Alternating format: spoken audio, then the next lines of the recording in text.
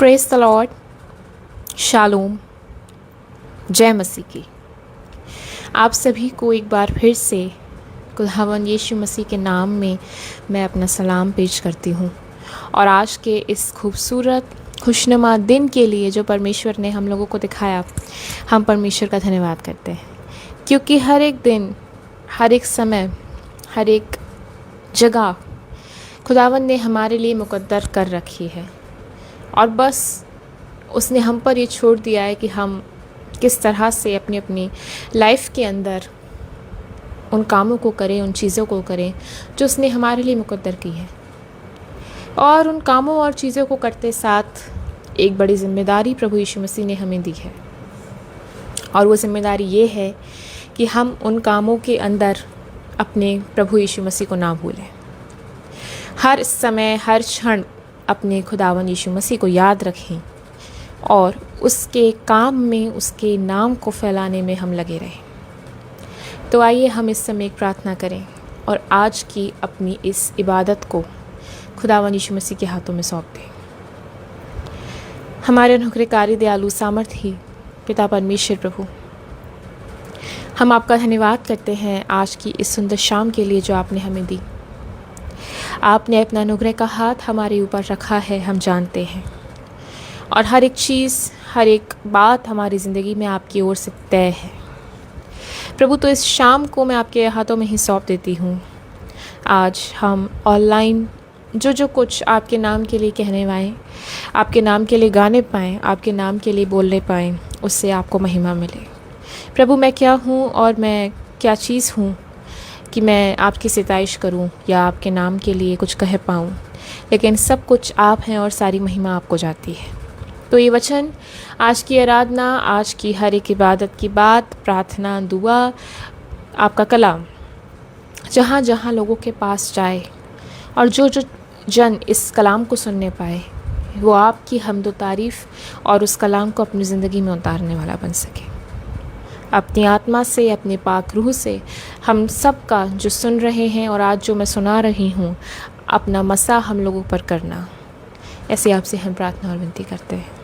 आपके नाम से हम इसे मांग लेते हैं, आमीन।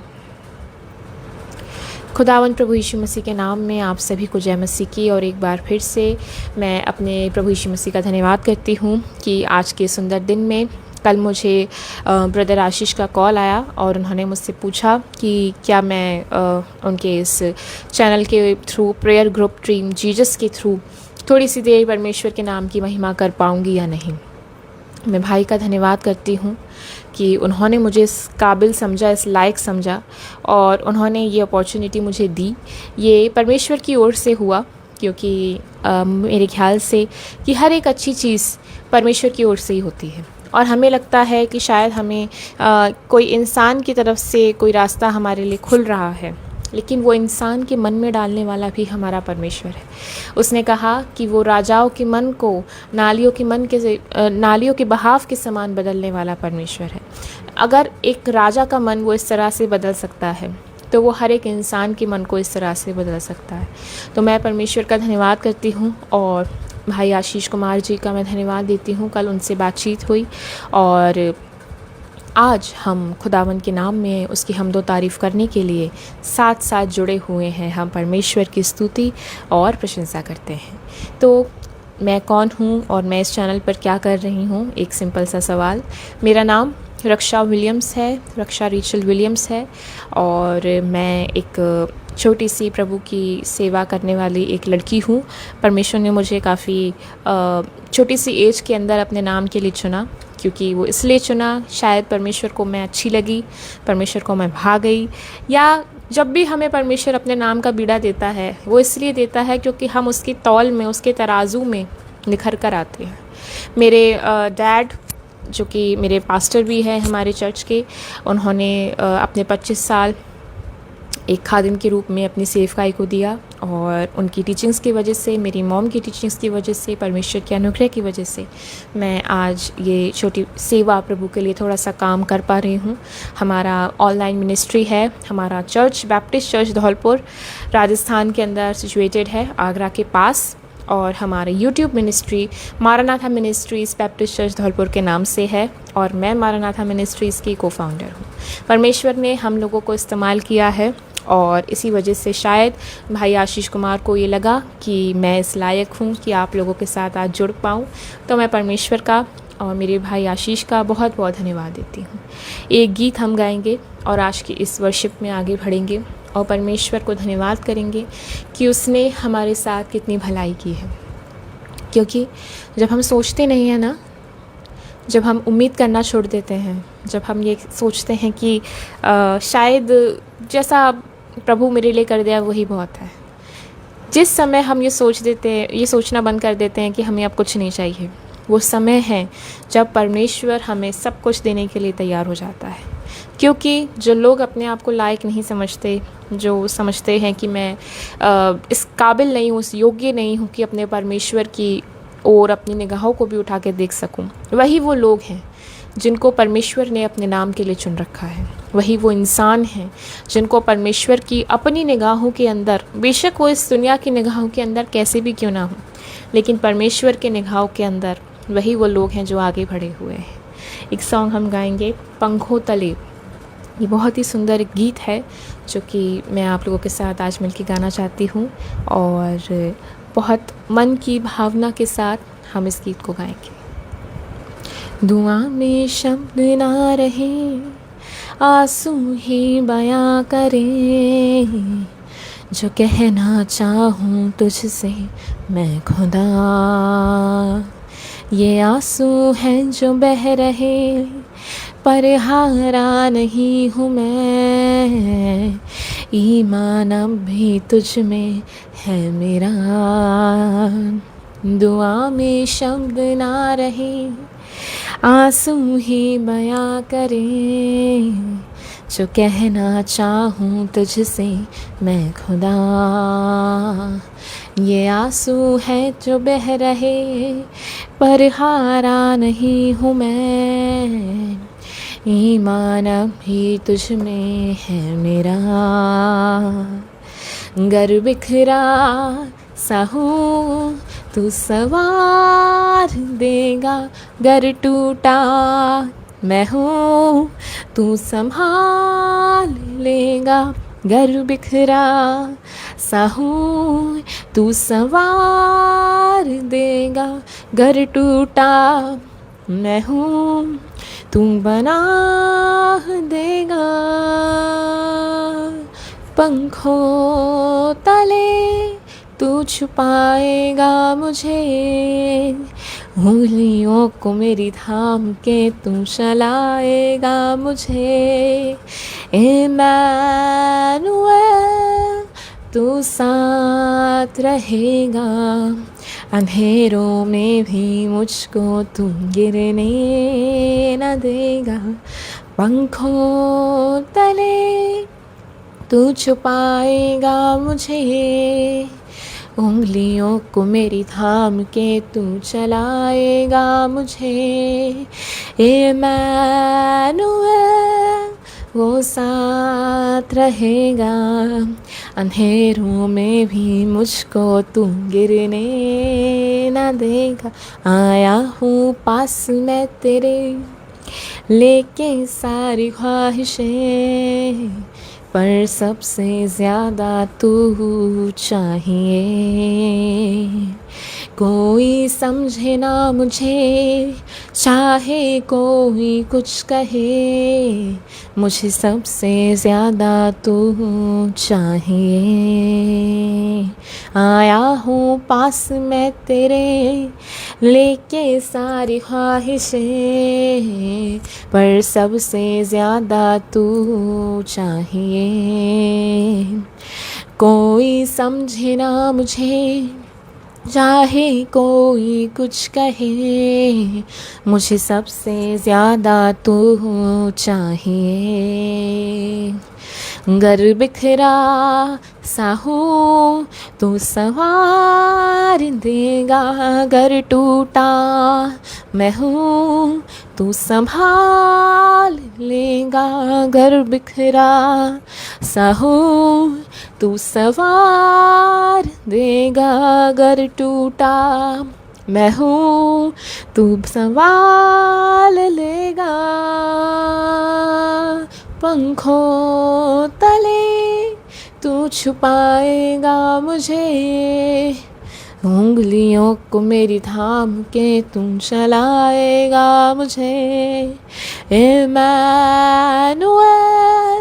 तू साथ रहेगा, अंधेरों में भी मुझको तू गिरने न देगा। पंखों तले तू छुपाएगा मुझे, उंगलियों को मेरी थाम के तू चलाएगा मुझे। इमैनुएल तू साथ रहेगा, अंधेरों में भी मुझको तुम गिरने न देगा। तू ही दर्द देता मरहम लगाता है, तू तराई में ले जाए ऊंचा उठाता है। तू ही दर्द देता मरहम लगाता है, तो तराई में ले जाए ऊंचा उठाता है। तो घूरे से उठा के शहजादों संग बिठाए, जब कोई तुझे पुकारे उसके संग तू आ जाए। पंखों तले तू छुपाएगा मुझे, उंगलियों को मेरी थाम के तू चलाएगा मुझे। इमैनुएल तू साथ रहेगा, अंधेरों में भी मुझको तुम गिरने न देगा। पंखों तले तू छुपाएगा मुझे, उंगलियों को मेरी थाम के तू चलाएगा मुझे। इमैनुएल तू साथ रहेगा, अंधेरों में भी मुझको तू गिरने न देगा। Hallelujah, praise the Lord. ये मेरा मोस्ट फेवरेट सॉन्ग्स में से एक फेवरेट सॉन्ग ये है, पंखों तले तू छुपाएगा मुझे। और ये गाना सिर्फ़ एक गाना नहीं है। हम लोगों को लगता है कि हम कोई गीत गा रहे हैं तो शायद सिर्फ़ ये एक गीत है। ये हमारे एक मसीही इंसान के, मसीही शख्स के ज़िंदगी की असलियत है कि वो कैसे हमारे जीवन को बदल के रख देता है। हमारा परमेश्वर हमारे किस प्रकार से हम कह सकते हैं कि सिचुएशंस को बदल के रख देता है, किस प्रकार से हमारे जो भी चीज़ें हमें अफेक्ट करती हैं, जो परेशानियां हम सोचते हैं कि दूर नहीं हो सकती, उन चीज़ों में हमारे हाथ पकड़ करके हमें वहाँ से निकाल कर खड़ा कर देता है। गीतकार ने लिखा है कि वो ही दर्द देता है और वो ही हमें मलहम भी लगाता है, वो ही हमें परेशानी में भी डालता है, लेकिन हमारा पिता परमेश्वर हमें उस परेशानी से निकालने की भी ताकत रखता है। बेशक अंधकार में से होकर मुझे जाना पड़े, वचन कहता है कि बेशक मुझे अंधकार में से होकर जाना पड़े तो भी मैं हानि से ना डरूंगा। मसीह जीवन में आने का मतलब ये नहीं है कि आप हमारी ज़िंदगी से सारी परेशानियां चली जाएंगी, कि आप हमारी ज़िंदगी में खुशहाली आ जाएगी, कि हम हमेशा ही हंसते खेलते रहने वाले हैं, कि हम बहुत वेल टू डू रहने वाले हैं, कि हम एकदम हंसी खुशी में रहेंगे, कोई बीमारी नहीं आएगी।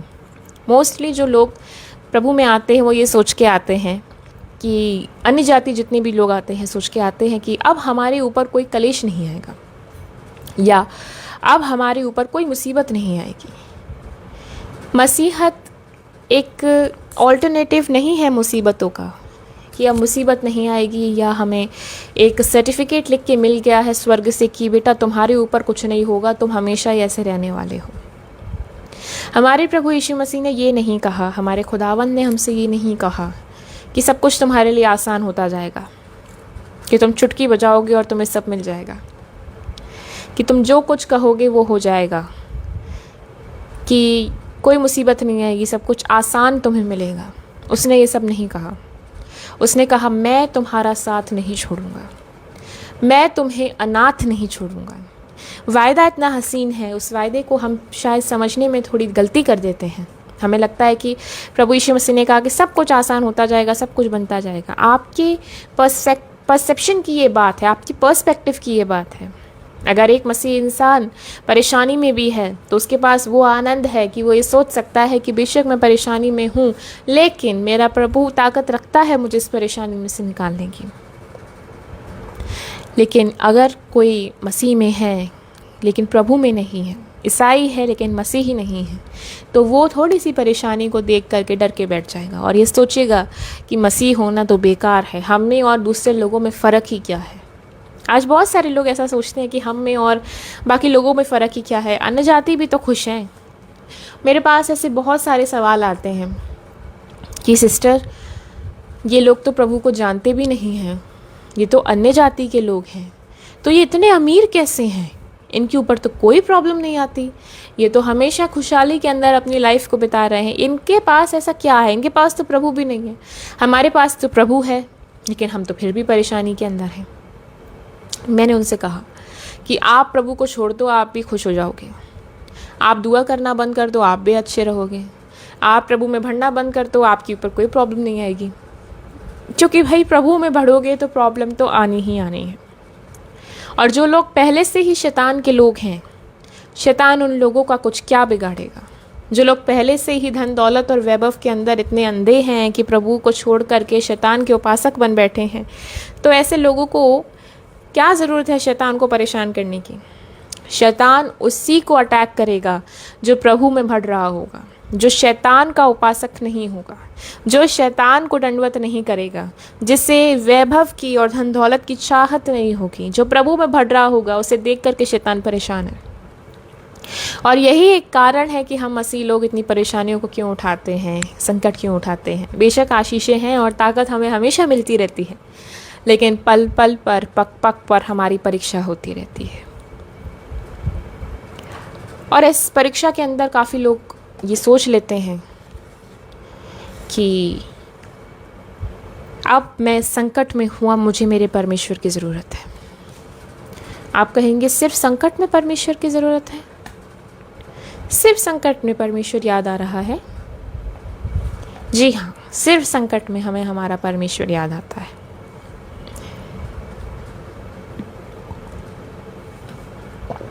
अभी हम ये बात क्यों कह रहे हैं कि सिर्फ संकट में याद आता है? वचन में जब हम अब चल रहे हैं तो मैं आपको आज एक अच्छी सी बात शेयर करना चाहती हूँ, और मेरा विश्वास है कि शायद ये वचन आप सभी लोगों को कहीं ना कहीं ज़रूर प्रेरित करेगा इस बात के लिए कि आखिर प्रभु की इच्छा हमारे जीवन से क्या है। तो मैं इस समय, अगर आपके पास बाइबल है तो आप ज़रूर पढ़िए, क्योंकि कलाम पढ़ने में जितना आपको मौका मिले उतना कम है। मैं आपके सम्मुख एक वर्स शेयर करना चाहती हूँ, भजन संहिता और उसका 120 और उसकी पहली आयत 120 साम एंड फर्स्ट वर्स। यहाँ लिखा है कि संकट के समय मैंने यहोवा को पुकारा और उसने मेरी सुन ली। संकट के समय मैंने यहोवा को पुकारा और उसने मेरी सुन ली। संकट के समय मैंने अपने पिता परमेश्वर को पुकारा और उसने मेरी सुन ली। जब मैं बहुत सारे संकट में, परेशानी में, मुसीबत में पड़ा हुआ था, जब डॉक्टरों ने मुझसे कह दिया था कि तुम्हारा कुछ नहीं हो सकता, जब कोई दवाई मुझे सूट नहीं कर रही थी, जब मेरे घर में आटा लाने तक का पैसा नहीं था, जब मैं इतनी मुसीबत का सामना कर रहा था कि मेरे अपने मुझसे रूठ गए थे, मुझे मेरे परिवार वालों ने छोड़ दिया था, और उस संकट के अंदर जब हर किसी इंसान ने मुझे छोड़ दिया था, जब मुझे निराशा ही निराशाएं मिल रही थी और मैं ये सोच रहा था कि अब मेरी ज़िंदगी का कुछ नहीं हो सकता, मैंने उस समय अपने परमेश्वर की दुहाई दी। संकट में मैंने अपने परमेश्वर की दुहाई दी। संकट के समय मैंने यहोवा को पुकार लिया। दो बातें हैं इसमें। पहली बात कि संकट के समय मैंने यहोवा को पुकारा। संकट के समय जैसे ही मुझ पर संकट आ गया था, जैसे ही मुझ पर परेशानी आ गई थी, जैसे ही मैं मुसीबतों से घिरा हुआ था, मैंने यहोवा को पुकारा। पहली बात जो हम सब ने किया है, बार बार किया है, रोज़ करते हैं। और दूसरी इसी से जुड़ी खूबसूरत बात ये कि उसने मेरी सुन ली। संकट के समय मैंने उसे पुकारा और उसने मेरी सुन ली। बहुत प्यारी आयत है, बहुत अच्छा लगता है पढ़ के, मोटिवेशन भी मिलता है और मन को सुकून और शांति और आनंद पहुंचाती है। लेकिन मेरा आपसे एक सवाल है कि भजनकार ने लिखा कि संकट के समय मैंने यहोवा को पुकारा और उसने मेरी सुन ली। और हम इसे बार बार पढ़ते हैं और हम क्लेम करते हैं कि प्रभु जो लिखा है मेरे लिए लिखा है। और मैं इस बात को तुझसे कह रहा हूँ कि मैं भी क्लेम कर रहा हूँ, जैसे भजनकार क्लेम कर रहा है वैसे ही मैं भी क्लेम कर रहा हूँ कि संकट के समय मैं तेरी दुहाई दे रहा हूँ, अब तू भी मेरी प्रार्थना को सुन ले। तो क्या हमारा दुहाई देने का मतलब सिर्फ संकट में ही है? क्या जैसे ही हमें यह लगता है कि अब हमारा कुछ हो नहीं सकता, हमें दुआ करने बैठ जाना चाहिए? या जैसे ही हमें लगता है कि दुनिया वाले तो हमें गिराते चले जा रहे हैं, अब प्रभु ही है जो हमें बचा सकता है? क्या सिर्फ इन्हीं हालातों के अंदर हमें हमारे परमेश्वर की दुहाई देनी है? क्या सिर्फ इन्हीं मुसीबतों में हमें हमारे परमेश्वर की दुहाई देनी है? क्या उन खुशियों के अंदर हमें परमेश्वर की दुहाई नहीं देनी चाहिए? हमने कभी कहा प्रभु से कि प्रभु अब सब कुछ अच्छा चल रहा है, अब मैं तेरा धन्यवाद करूँगा? और कहते हैं हम, ऐसी बात नहीं है कि नहीं कहते, बिल्कुल कहते हैं। लेकिन जो शिद्दत संकट के समय हम अपने प्रभु यीशु मसीह से, अपने पिता परमेश्वर से दिखा रहे होते हैं कि संकट के समय हम सबसे पहला स्थान कि प्रभु प्रार्थना कर लूँ, 2 बार कर लूँ, 3 बार कर लूँ, 4 बार कर लूँ, वचन पढ़ लूँ, सुबह पढ़ लूँ, शाम को पढ़ लूँ, क्योंकि कुछ और दिख नहीं रहा है, कोई ऑल्टरनेटिव नहीं दिख रहा है, लोग बागों से कुछ समझ में नहीं आ रहा है, क्या करूँ क्या नहीं करूँ, समझता ही नहीं है कुछ, क्या करूँ मैं, क्या करूँ, समझ नहीं आ रहा। तो संकट में तो मैं इतना डेडिकेटेड था। संकट में आपके ऊपर भी प्रभु ने कभी ना कभी अपनी मार दिखाई होगी, और प्रभु की मार के सामने हम नहीं टिक पाते। हम कहते हैं प्रभु से कि भाई प्रभु हम कैसे टिके, हम नाश हो रहे हैं। और हम बैठ जाते हैं बाइबल पढ़ने के लिए, 3 बार पढ़ेंगे, 4 बार पढ़ेंगे, दुआ करेंगे बार बार। बच्ची की तबीयत खराब है, लड़के का एग्ज़ाम है, संकट है, घर में राशन नहीं है, प्रार्थना करेंगे। लेकिन जैसे ही बच्ची की तबीयत ठीक हो गई, जैसे ही लड़का 90% से पास हो गया, जैसे ही राशन तो क्या हर चीज़ की भरमार हमारे घर में हो गई, तो जो शिद्दत हम संकट में प्रभु से दिखा रहे होते हैं, वो शिद्दत हमारी खुशियाँ हमसे छीन लेती हैं। और यही एक वजह है कि हम बार बार मुसीबतों में और परेशानियों में पड़ते हैं, क्योंकि we lack the discipline and the dedication towards our lord. हम प्रॉब्लम्स में अपने प्रभु को पहला स्थान देते हैं। प्रॉब्लम्स होती हैं, सुख चैन छिन जाता है, हम बहुत प्रार्थना कर रहे होते हैं। लेकिन जैसे ही परमेश्वर हमें रिस्टोर कर देते हैं, जैसे ही हम पुनर्स्थापित हो जाते हैं, हम बैक टू द पवेलियन हो जाते हैं। अब हमें कोई मतलब नहीं है, फॉर्मेलिटी वाले ईसाई फिर से हम बन जाते हैं।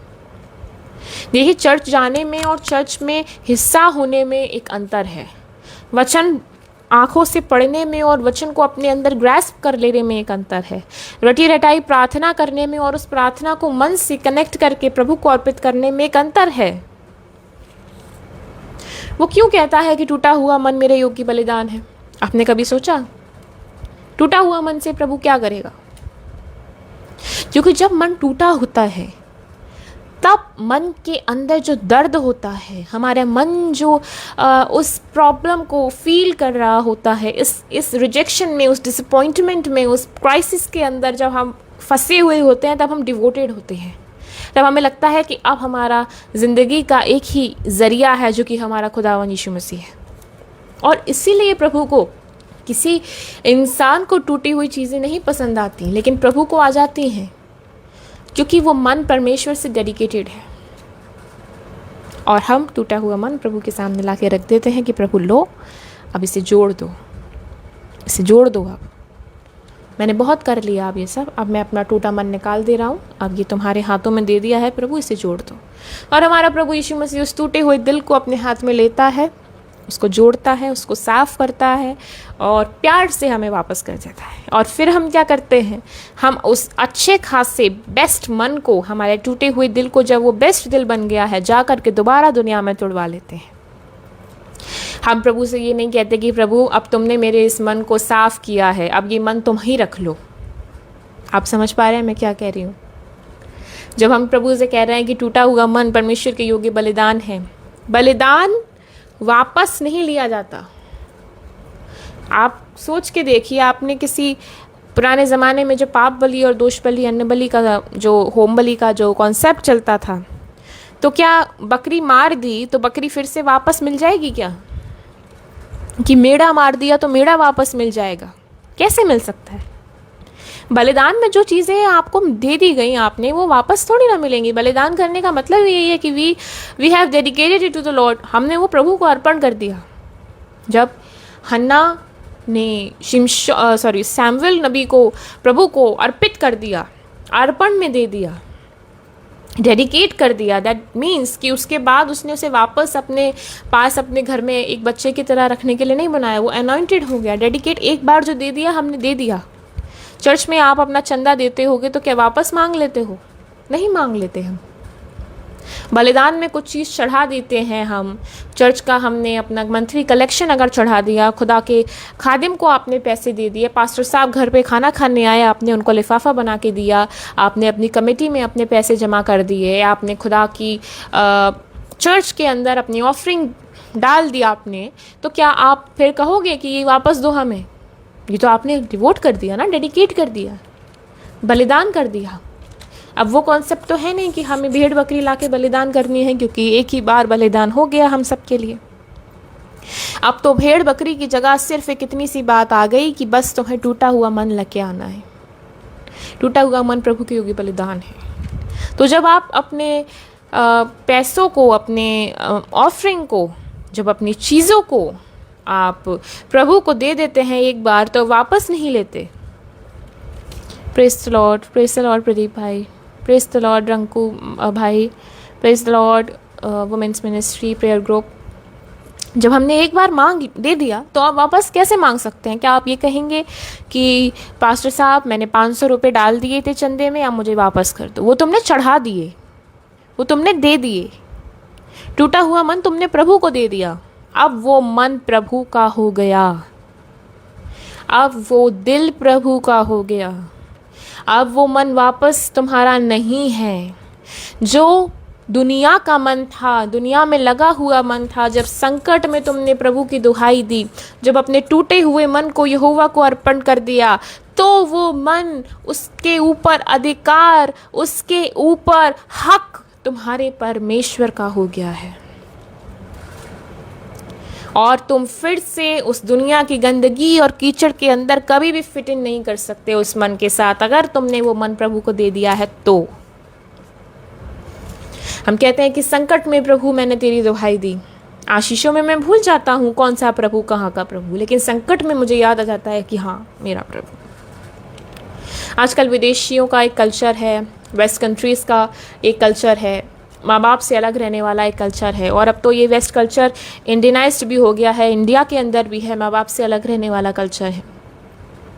ये बच्चे घर से बाहर जाते हैं, पढ़ाई लिखाई करने जाते हैं, अच्छी जगहों पर पढ़ते हैं, दिल्ली मुंबई में पढ़ाई करते हैं, गांव से आते हैं, और ज़्यादा पैसे वाले हो तो विदेश चले जाते हैं। और फिर क्या करते हैं आप जानते हैं? ये फिर ये करते हैं कि घर से पैसे तो आ ही रहे हैं, ऐश मौज चल रही है, परेशानी कोई है नहीं, आशीष ही आशीष है, टॉप कॉलेज में पढ़ रहे हैं, जितना मांगे उतना मिल रहा है, सब कुछ है मेरे पास, और मैं ना अपने माँ बाप को जानता हूँ ना भगवान को जानता हूँ, मुझे कोई ज़रूरत नहीं है मेरे माँ बाप से भी ढंग से बात करने की। लेकिन जैसे ही उस प्यारे नवाबजादे के ऊपर कोई मुसीबत आ पड़ेगी, या हड्डी तुड़वा ली या नाले में गिर गया, तो सबसे पहले उसे याद आएगा उसका बाप, जिस बाप से शायद वो बात करने की भी टाइम नहीं दे सकता है। उसको याद आएगी उसकी माँ, जिस माँ की इंग्लिश के ऊपर वो हंसी मजाक उड़ाता रहता है, उसको याद आएगा वो परिवार, जिस परिवार को उसने कभी अपना समझा ही नहीं, बस अपने एक ऐश मौज उड़ाने के लिए, अपना पैसा का देने के लिए एक ज़रिया समझा। क्योंकि संकट पड़ते ही हमें अपने माँ बाप याद आ जाते हैं। जैसे ही हमारी ज़िंदगी ऑफ द ट्रैक चली जाती है, हमें माँ बाप याद आ जाते हैं। चोट लग गई ज़रा सी, मुंह से निकल गया हुई माँ। संकट पड़ते ही तुम्हें तुम्हारा स्वर्गीय पिता याद आ जाता है। लेकिन आशीषें जब मिल रही होती हैं तब तुम्हें तुम्हारे पिता से कोई मतलब नहीं होता कि कौन सा पिता, कहाँ का पिता, क्या करना है, क्या चर्च जाना है, बोरियत है, इतनी गर्मी पड़ रही है बाहर, कौन जाएगा चर्च। चर्च में ना तो एसी है, चर्च में ना तो कुछ एंटरटेनिंग है, ना ही पादरी साहब कुछ अच्छा सुना रहे हैं, वही सारी बातें हैं, वही सब कुछ है। क्या हो क्या रहा है चर्च में? ये वही चर्च है जहाँ के लोग जब तुम संकट में पड़े होते हो तुम्हारे लिए रो रो के प्रार्थना कर रहे होते हैं। ये वही चर्च है जहाँ के पास्टर साहब जब तुम बीमारी में अस्पताल में एडमिट होते हो तुम्हें देखने के लिए आ जाते हैं। और ये वही चर्च है जहाँ तुम रोते हो कि एसी नहीं लगा है, जिस चर्च के खुदावन यीशु मसीह ने कलवरी क्रूस पे चिलचिलाती हुई धूप के अंदर अपनी जान को दे दिया था। और इसीलिए दे दिया था कि हम नवाब साहब बन के एक दिन बेंच पर बैठेंगे, जूते उतारेंगे नहीं और कहेंगे कि गर्मी बहुत है इसलिए चर्च आने का मन नहीं करता है। इसलिए तो किया था। हम नवाबजादे हैं, हम नवाब साहब हैं। आप जानते हैं नवाब साहब क्या होता है?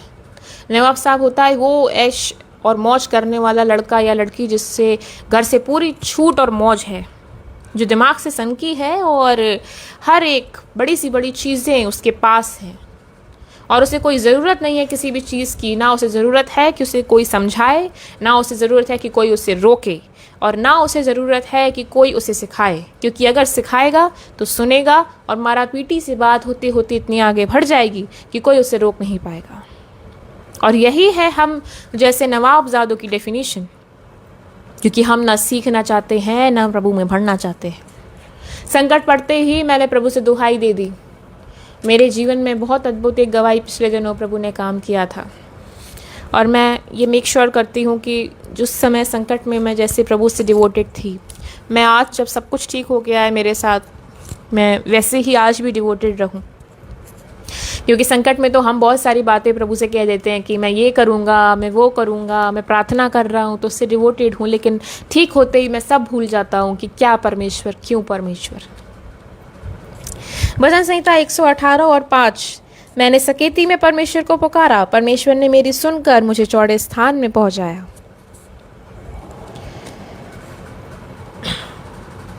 द पॉइंट इज कि संकट में तुम्हारा परमेश्वर तुम्हारी सुन लेता है। भजनकार हमें बार बार चिता रहा है कि संकट में मैं दुहाई देता हूं, मेरा परमेश्वर सुन लेता है। बहुत अच्छी बात है।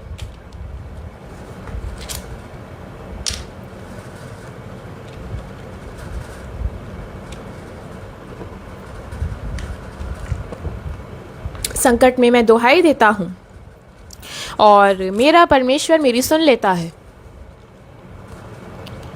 और जब मेरा परमेश्वर मेरी खुशियों में मुझे दुहाई देता है तब क्या मैं सुन लेता हूं? संकट में मैंने दुहाई दी तो मेरे परमेश्वर ने सुन लिया, लेकिन मेरी खुशियों में जब मेरे परमेश्वर ने दुहाई दी तब क्या मैंने सुना?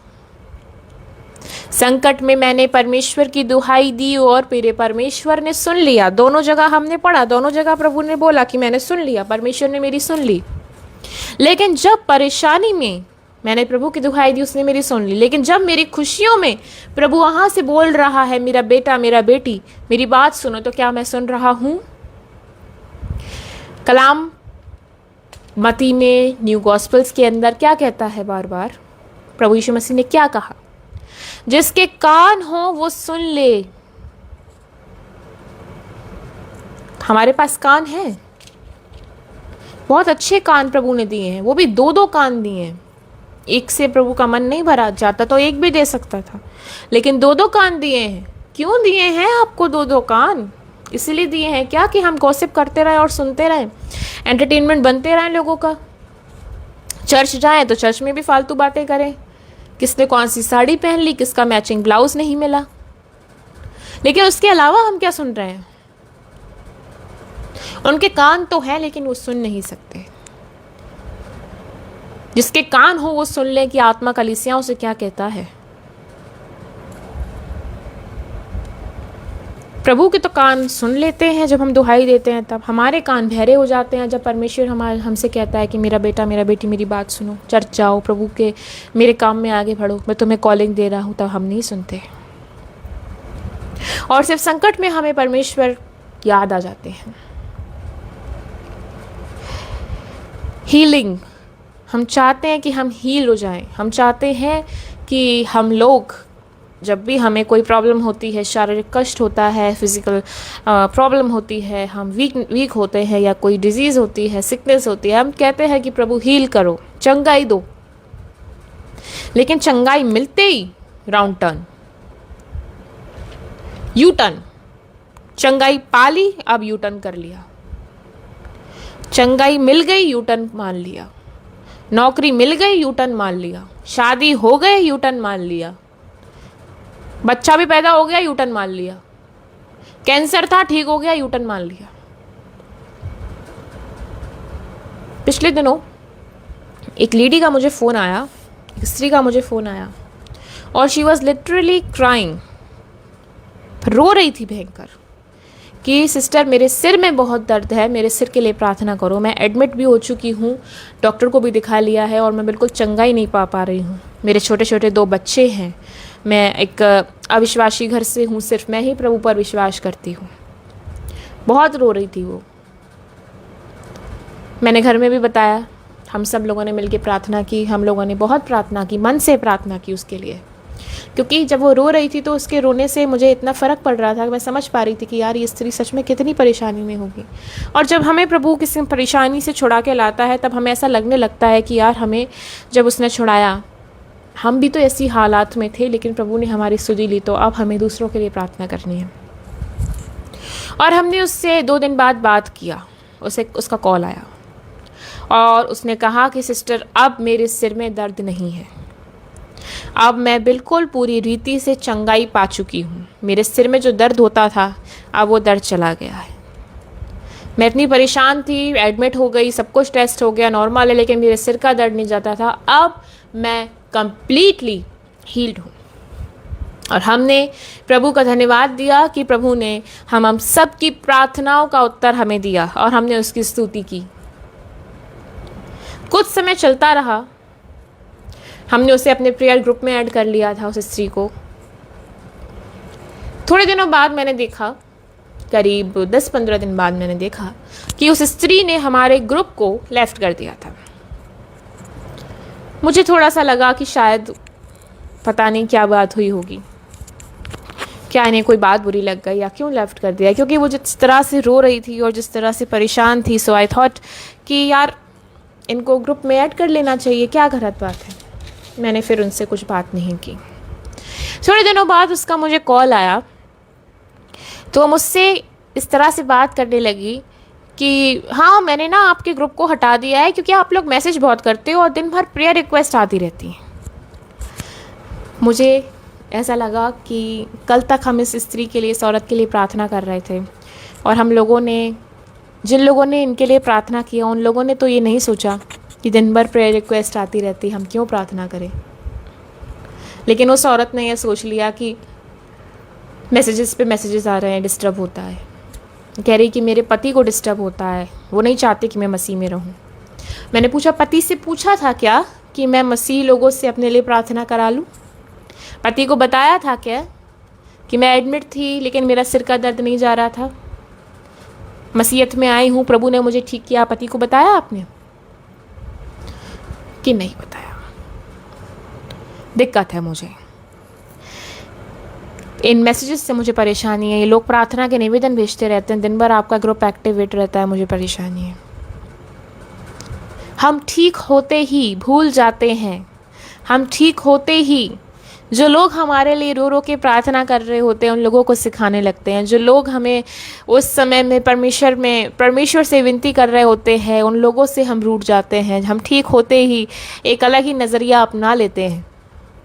और थोड़े दिनों बाद उस स्त्री का मुझे दोबारा कॉल आया तो कहती है कि ये बायोडेटा किसका पड़ा है ग्रुप पे। मैंने कहा आपको दूसरी भी शादी करनी है। मैंने कहा नहीं उससे।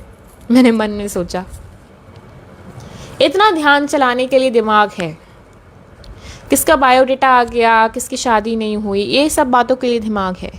पति देख लेगा, पति प्रॉब्लम में कर देगा, उसके लिए दिमाग है।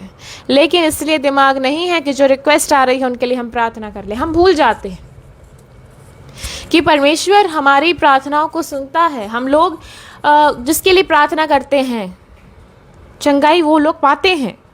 हम लोगों के लिए प्रार्थना की जाती है, हम चंगे हो जाते हैं। फिर हम जो लोग हमसे हमारे लिए प्रार्थना करते हैं उनको ही सिखाने लगते हैं। हम भूल जाते हैं कि प्रभु ने हमारे साथ कितने काम किए हैं। हम दूर हो जाते हैं फिर से। हमें नहीं चाहिए कि हम प्रभु में बढ़ते रहें। संकट के समय तो मैं परमेश्वर को याद कर रहा हूँ, लेकिन संकट बीत जाने के बाद कौन सा परमेश्वर, कहाँ की आराधना, क्या होता है चर्च।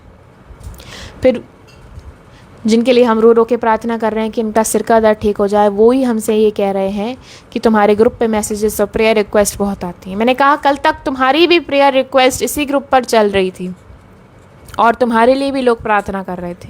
प्रभु खैर करे हमारी ज़ुबान की और हमारे इस दिमाग की, जो हद से ज़्यादा बोलना और सोचने की ताकत रखता है। तो द लाइफ आफ्टर हीलिंग की जब हम बात करते हैं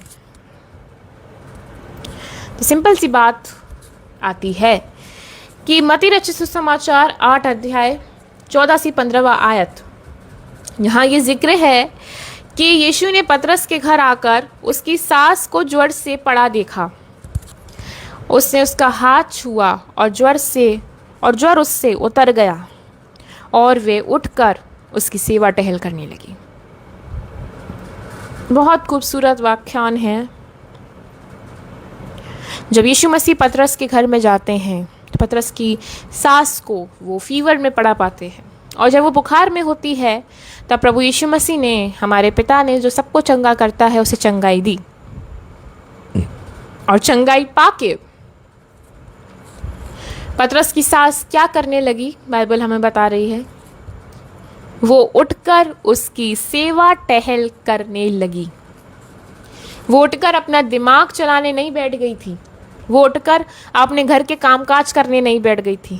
वो चंगाई पाके प्रभु से दूर नहीं हो गई थी। वो चंगाई जब उसे मिल गई तब दुनिया के अंदर नहीं लग गई थी। सबसे पहला काम जब उसे चंगाई मिल गई उसने किया प्रभु की सेवा टहल करना।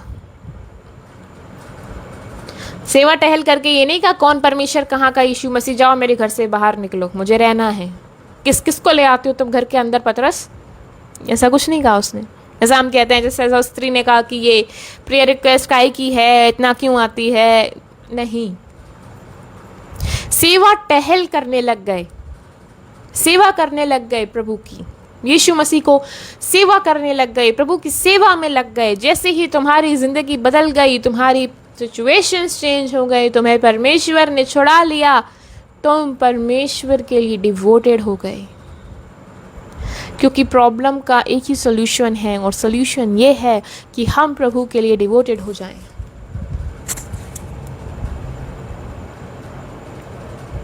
लेकिन हम तो चंगाई पाते ही फिर से उसी ट्रैक पर चले जाते हैं। संकट के समय जो हुआ सो हुआ, अब जो चल रहा है वही हमारी ज़िंदगी है। बाकी चीज़ों से क्या मतलब, क्या लेना देना। संकट पड़ेगा फिर प्रार्थना कर लेंगे। प्रार्थना कहाँ भगी जा रही है। प्रभु यीशु मसीह कोई हमें छोड़ थोड़ी ना दे रहा है। नहीं छोड़ता, वो तुम्हें कभी नहीं छोड़ेगा, 100% नहीं छोड़ेगा। लेकिन एक शर्त पर नहीं छोड़ेगा कि तुम भी उसे ना छोड़ो। पापा पापा मेरी प्रार्थना को सुन लो। हमारे खुद के पापा से हम कैसे नहीं कहते, संकट पड़ता है तब हम कहते हैं कि पापा प्लीज़, पापा हेल्प करो मेरी, मैं प्रॉब्लम में हूँ। खुश होते हैं तब कि हाँ पापा यार चढ़ते ही रहते हैं हर समय। क्यों? वही टेंडेंसी है हमारे साथ। वैसे तो पापा पापा बोलते रहेंगे कि नहीं हो रहा ठीक, बुखार नहीं जा रहा है, लेकिन चला गया, सुई चालू हो गए हम। वही बुराई करनी है, गढ़नी है, चढ़ जाना नहीं है। प्रभु को अपना पहला स्थान देना नहीं है, पहला सा प्रेम नहीं करना है।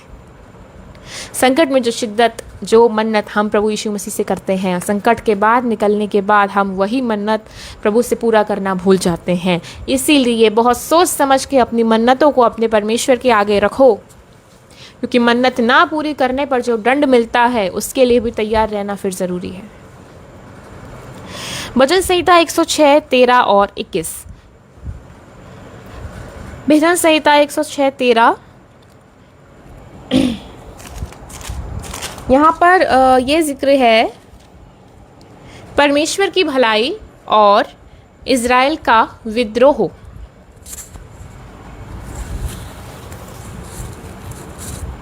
परमेश्वर की भलाई और इज़राइल का विद्रोह, यानी परमेश्वर तो भलाई करता जा रहा है और इज़राइली लोग परमेश्वर का विद्रोह करते जा रहे हैं। इसकी 13वीं आयत हम पढ़ेंगे। परंतु वो झट उसके कामों को भूल गए और उसकी युक्ति के लिए ना ठहरे। उन्होंने जंगल में अति लालसा की और निर्जल स्थान में परमेश्वर की परीक्षा की। वो झट से उसके कामों को भूल गए। बहुत अच्छा लिखा है, बहुत खूबसूरत। झट से भूल गए, झट से भूल गए। इतने सारे काम किए थे प्रभु ने हमारे साथ, हम झट से भूल गए। इजरायली लोगों ने क्या कुछ नहीं देखा अपनी आंखों से, समुंदर को खड़ा होकर के देखा। 2 भाग बट गया, समुंदर की दीवारें बन गई दोनों तरफ, लाल समुंदर की। फिरौन की सेना का सत्यानाश हो गया। 10-10 विपत्तियां भी देख ली, पीतल का सर्प देख लिया, आसमान से मन्ना भी देख लिया, चट्टान से पानी भी देख लिया और बटेरें भी देख ली। कितनी सारी विक्ट्रीज भी देख ली, कितने सारे युद्धों में जीत गए। कितना सब कुछ नहीं देखा भाई। हम लोगों ने तो फिर भी इतना नहीं देखा। आपने कभी देखा कि समंदर आपके घर का या आपकी यहाँ की नदी ऐसे खड़ी हो गई हो? नदी तो छोड़ो, पानी भी खड़ा हो गया हो कभी देखा? हम नहीं देख सकते, क्योंकि हम उस डिविनिटी के लोग नहीं हैं। जिस समय में परमेश्वर अपनी प्रजा से फेस टू फेस वाला कनेक्शन रखता था, वो समय नहीं है। और हमारे पास एक जरिया है जो कि है पाक रूह, होली स्पिरिट, क्योंकि हमारी दुष्टता ज़्यादा बढ़ गई है। परंतु वे झट उसके कामों को भूल गए, झट से भूल गए उसके कामों को और उसकी युक्ति के लिए ना ठहरे। उसने एक युक्ति बना रखी थी, लेकिन हम लोग अपनी झट से उसको भूल गए और उसको तुच्छ जानने लगे। 15वीं आयत मुझे सबसे बहुत अच्छी आयत लगती है, 106 भजन की 15वीं आयत। बहुत अच्छी खूब आयत है, बहुत खूब आयत है। तब उसने उन्हें मुँह मांगा वर तो दिया, परंतु उनके प्राण को सुखा दिया। मुंह मांगा वर प्रभु ने इजरायलियों को दे दिया, मुंह मांगा वर उसने आपको भी दे दिया। तुमने जो मांगा तुम्हें परमेश्वर ने दे दिया, फट से दे दिया, झट से दे दिया। लेकिन साथ में क्या लिखा है? उनके प्राण को सुखा दिया। तुम्हें तुम्हारे मन का मिल गया, लेकिन तुम्हें उस मन को मिलने के बाद उस मन को भोगने की जो कुव्वत थी वो नहीं मिली, वो छिन गई तुमसे। तुम्हें तुम्हारे मन का मिल गया, लेकिन तुम उस मन के को जो तुम्हें मिला उसे भोग नहीं सकते, क्योंकि ये परमेश्वर की ओर से हमारे जीवन पे श्राप पड़ गया, क्योंकि हमने उसको छोड़ दिया और झट से उसके कामों को भूल गए। हमने मांगा, प्रभु ने दे दिया, लेकिन उसे अपनी ज़िंदगी में नरिश करने के लिए, चेरिश करने के लिए हमें वो शक्ति प्रभु ने हमसे ले ली। और इसका सबसे अच्छा उदाहरण है ये बीमारियाँ, ये तकलीफ़ें, ये सब कुछ। हमें घर मिल गया, लेकिन उसकी किश्त इतनी ज़्यादा है। हमने कार ले ली, लेकिन किश्त के लाले पड़ रहे हैं। हमने सब कुछ ले लिया, लेकिन EMI की ज़िंदगी चल रही है। और एक बहुत खूबसूरत आयत है, वचन कहता है कि जो धन यहोवा की ओर से मिलता है वो उसके साथ दुख नहीं मिलाता। नीति वचन की पुस्तक में हमें ये मिलता है, जो धन यहोवा की ओर से मिलता है वो उसके साथ दुख नहीं मिलाता। यानी तुम्हें धन भी मिलेगा और तुम उसे भोगने की ताकत और शक्ति भी रखोगे। दोनों चीज़ें मिलेंगी तुम्हें। कुछ देगा तो भोग पाओगे, पैसा देगा तो घूम पाओगे, सामान देगा तो पहन पाओगे, सब कुछ कर पाओगे, खाना देगा तो खा पाओगे। कोई बीमारी तुम्हें ऐसी नहीं लगेगी कि तुम उसे खा नहीं पाओगे या यूटिलाइज नहीं कर पाओगे। तुम्हें जो मिलेगा you will be able to live with it, you will be able to sustain it, and this is a blessing from the lord, कि तुम्हें जो कुछ वो देगा तुम उसे भोग पाओगे। लेकिन साथ में ये भी एक बात है जो अभी पढ़ी हमने, कि मुंह मांगा वर भी मिल रहा है, लेकिन प्राणों को सुखा दिया है। जब प्राण ही नहीं रहेगा तुम्हारा, तुम सस्टेन ही नहीं कर पाओगे। तुमने कमा लिए 5-6 करोड़ रुपए और 25 साल की उम्र में तुम्हारा हार्ट अटैक हो गया, तो तुम्हारे 5-6 करोड़ रुपए क्या तुमने भोगे? तुमने कमा ली, तुमने ले ली, ऑडी ले ली, BMW ले ली, जाने क्या क्या ले लिया, मुँह मांगा वर मिल गया, अच्छी शादी कर ली, बचपन के प्यार से शादी कर ली, लेकिन मुँह तुम्हारा प्राण प्रभु ने सुखा दिया। शादी के तुरंत बाद तुम्हारा तलाक भी हो गया, घर आकर के बैठ गए, क्योंकि तुमने तुम्हारे पिता की बरकत को तुच्छ जाना जो उसने तुम्हारे लिए तैयार कर रखी थी। प्राण को सुखा दिया। बहुत सारी गाड़ियाँ खरीद ली, लेकिन कार के रश में ही मर गया। क्या होगा गाड़ियों का? मुँह मांगा वर मिलना अच्छी बात है, और उससे प्रभु अगर आपको उसे भोगने का भी दे तो और भी अच्छी बात है। तो सिर्फ संकट में नहीं, बल्कि हर समय हमें हमारे परमेश्वर से प्रार्थना करने की ज़रूरत है। परमेश्वर को पहला दर्जा देने की ज़रूरत है। हम जब मुसीबत में उसे पहला दर्जा देते हैं तो हमारी जिम्मेदारी बनती है कि हम हर एक समय में, हर खुशहाली में, आपकी सक्सेस में, आपकी करियर की पीक पॉइंट पे, आपकी शादी में, ब्याह में, हर जगह पे आप अपने प्रभु को सबसे पहला दर्जा दें। हर दिन की, मैं कहूँगी हर दिन की शुरुआत में तुम प्रभु को सबसे पहला स्थान दो। मुसीबत आने का वेट मत करो कि मुसीबत आएगी तब देखूंगा प्रभु कौन है। नहीं, यहाँ से आगे हम अंत के दिनों में रह रहे हैं, एंड डेज हैं, और हर दिन एक मुसीबत के दिनों में आने वाला है। आने वाले दिन जो बीत गए, बीते दिन कठिन थे, ये जो चल रहे हैं कठिन हैं, और जो आएंगे वो और ज़्यादा कठिन होंगे। तो be prepared, be rooted in his name. इंतज़ार मत करो कि मुसीबत आएगी तब प्रभु को पहचान लूँगा, जान लूँगा। अभी जानो, अभी पहचानो। संकट ही चल रहा है, लेकिन इस संकट में अभी भी अनुग्रह का समय है। अगर आज हम प्रभु से तौबा करते हैं और उसे अपना उद्धारकर्ता, नजात दहिंदा स्वीकार करते हैं, कबूल करते हैं, तो हमारे लिए उसने एक बरकत जो कि स्वर्ग कहलाती है, जो कि उसका जगह कहलाती है जहाँ से वो हमें लेने के लिए आने वाला है, उसने सब कुछ हमारे लिए तैयार कर रखा है।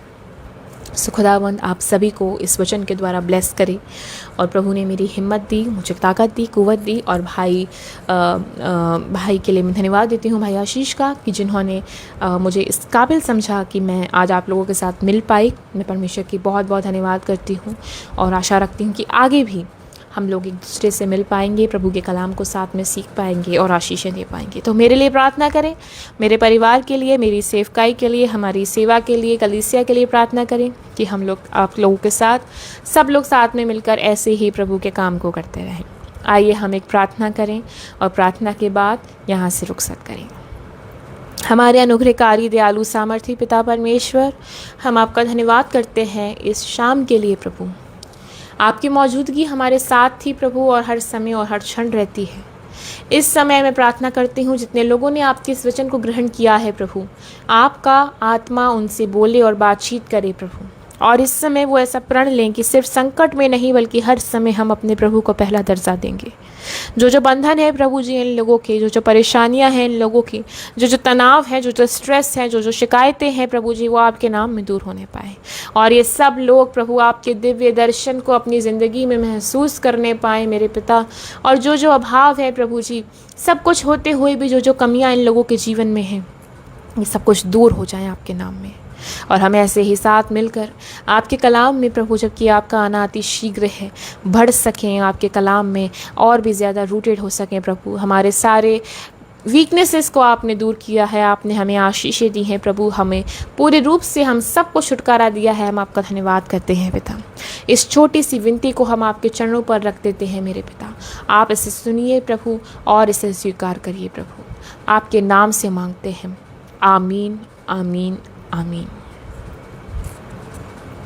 आप सभी को जय मसीह की, और प्रभु का धन्यवाद कि हम लोग एक अच्छा समय एक दूसरे के साथ बिता पाए। अगली बार मुलाकात होती है जब भी हमें प्रभु की ओर से, भाई की ओर से मौका मिलता है। सो गॉड ब्लेस यू ऑल, और आप सबको प्रभु आशीष दे। जय मसीह की, आमीन। Good night.